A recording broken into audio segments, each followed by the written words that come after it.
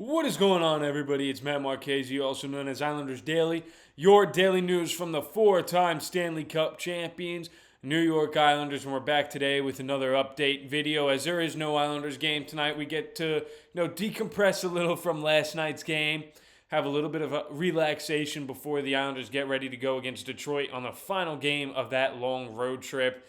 But we got some topics to talk about that of course are going to be talking about the previous game against the Stars. And the first bit of news is Alexander Romanov has been placed on injured reserve, and he'll be out for the foreseeable future. Don't know how long he will be out, but he's on IR, and it's disappointing. It's disappointing. I think Romanov, who struggled to start the year, was finally really getting back into his groove of the player we know he can be. And then he gets dirty checked right in the back, and he goes down quick. And it's disappointing.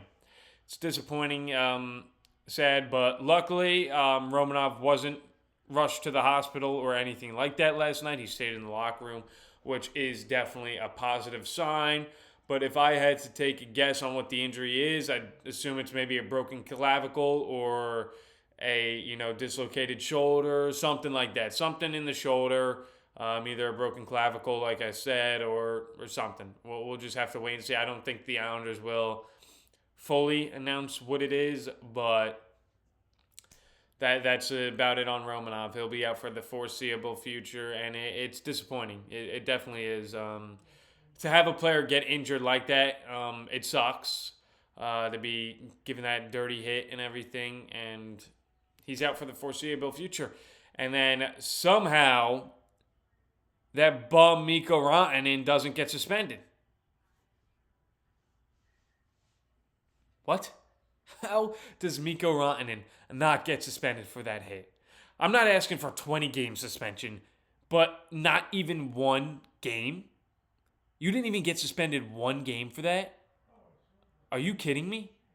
How did Mikko Rantanen not get suspended for a game? And I want to have more to talk about this, but I'm going to talk about it in my comment section because somebody did leave a good comment that I completely agree with.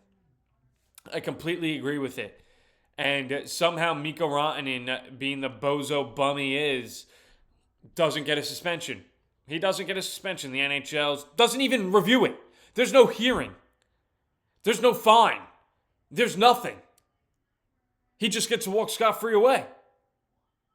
Could have paralyzed the guy. Gets to walk scot-free away. No suspension. It's ridiculous. It is. It's ridiculous that, they didn't even give him a hearing. Not even a game. Like, what the hell? What the hell is that about? But the Islanders now know that that's not going to be a suspension. So what happens? Is it free range when we play them again in March? Like, what does that mean? The NHL, the Islanders might want to retaliate and answer and get in fights on March. And, maybe if he got suspended, the NHL wouldn't have done, the Islanders wouldn't have done anything fighting or wise. They probably would have gotten into a fight. But now I feel like this almost confirms that they'll get in a fight as they feel like they need to take matters into their own hand for that hit. Because somehow Mikko Rantanen doesn't get suspended. Now, Mikko Rantanen apparently did text Romanov and apologize, but who knows? That's more, could just be like, oh, I effed up. Let me apologize real quick, even though, at least he apologized, I guess. But Stars fans are saying, oh, that wasn't intentional or whatever. You fall, you elevate, you push your arms. You pushed your arms off on him. He went flying into the boards. It was, it was as clean as could be. That was as clean as it could be, the Stars fans are saying. No. That was his dirty hit, and Mikko Rantanen should have been suspended. And then they're complaining about that real goaltender interference call, saying he was pushed in. Jason Robertson, that idiot, skated right into the crease. And so no suspension is coming Mikko Rantanen's way, which is certainly a decision by the NHL, player safety, because we saw Siplikov get suspended last year, 2 games for something less. Drouin got suspended a game this year for something less, and you don't even give a hearing to Rantanen. It's ridiculous. It's freaking ridiculous. It's pick and choose, and we'll go about that, in the comments here. And then in response for the Alexander Romanov injury, the Islanders have recalled Marshall Warren from the AHL. We did see him a couple times this year where I thought he performed solid.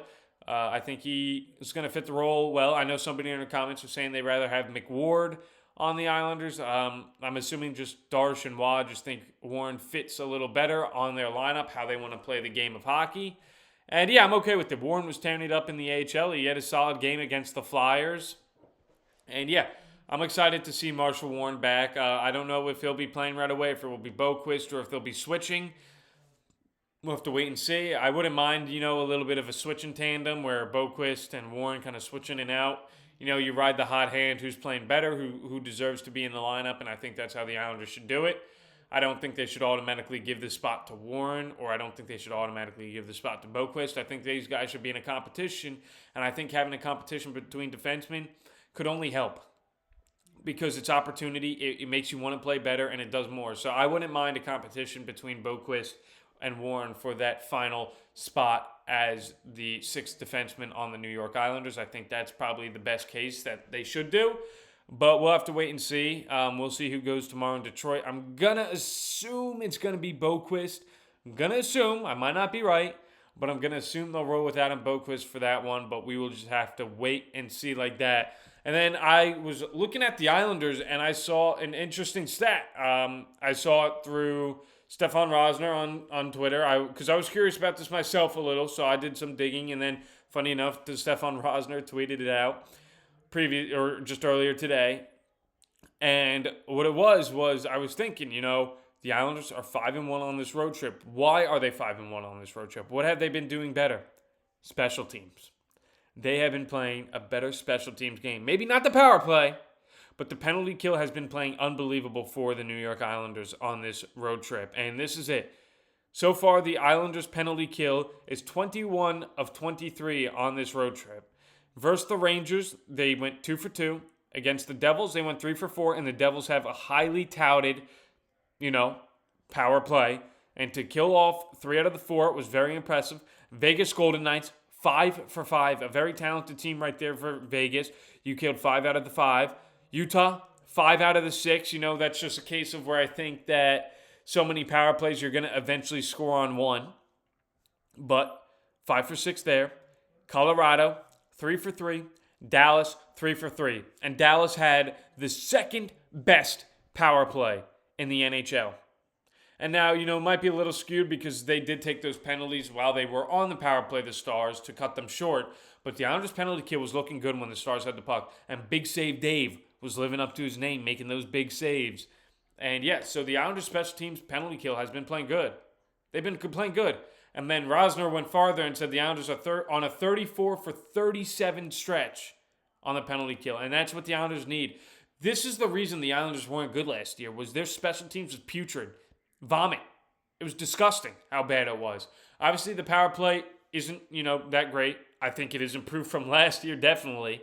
The penalty kill was horrible last year, and it's definitely improved this year, and that's the key to the Islanders. That's why they sucked last year, is because the special teams are horrible. Now, when you have a competent special teams, it makes you, perform better. And that's how the Islanders are 5-1 on this road trip. Obviously, we have that final game against Detroit tomorrow, where we will have to see if we can go 6-1 on a daunted road trip against solid teams. Just said it. Rangers, Devils, Golden Knights, Mammoth, Avalanche, Stars. Whoa, that is a scary schedule, and the Islanders are 5-1 on it.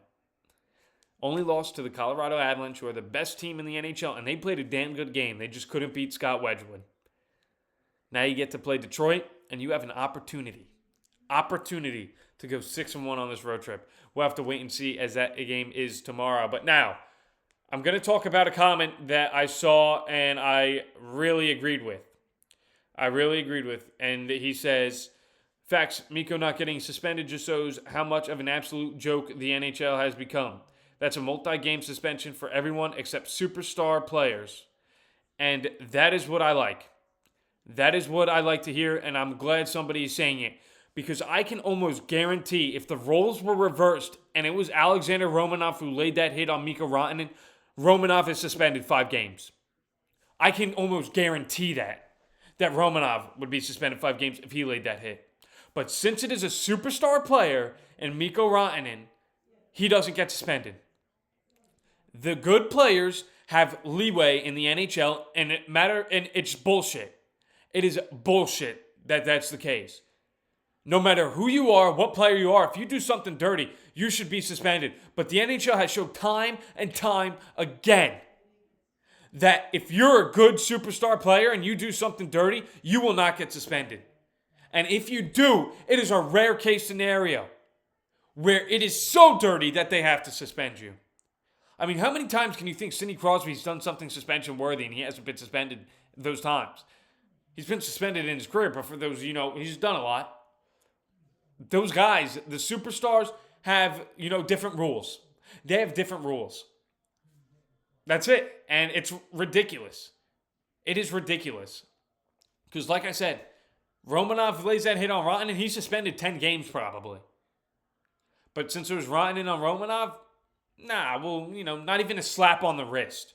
Get ready for your next game, Mikko. Piece of garbage. It's ridiculous. The NHL is a joke. I agree with the player safety shit. They don't know the rules on player safety or anything, and it's just ridiculous. It is just ridiculous. And that's all you can say.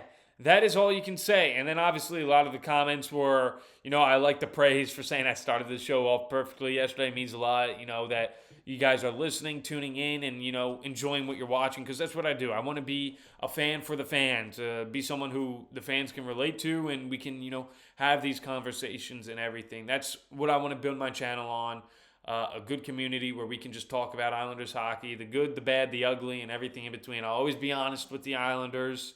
And that's the way I roll. I just want to be honest about the team and have it.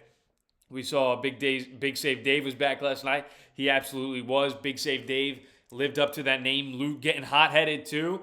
And that's what we need. It's funny. It's a funny comparison seeing Ilya Sorokin and David Rittich. Ilya Sorokin's cool, calm, collected, never gets mad. David Rittich, well, he lost his temper, and I like that. I like that we got a yin and yang right there for the Islanders goaltending duo. It's really cool. It is really cool. And yeah, that's really going to do it for this episode. Obviously, somebody said we need payback when the Stars come to NY.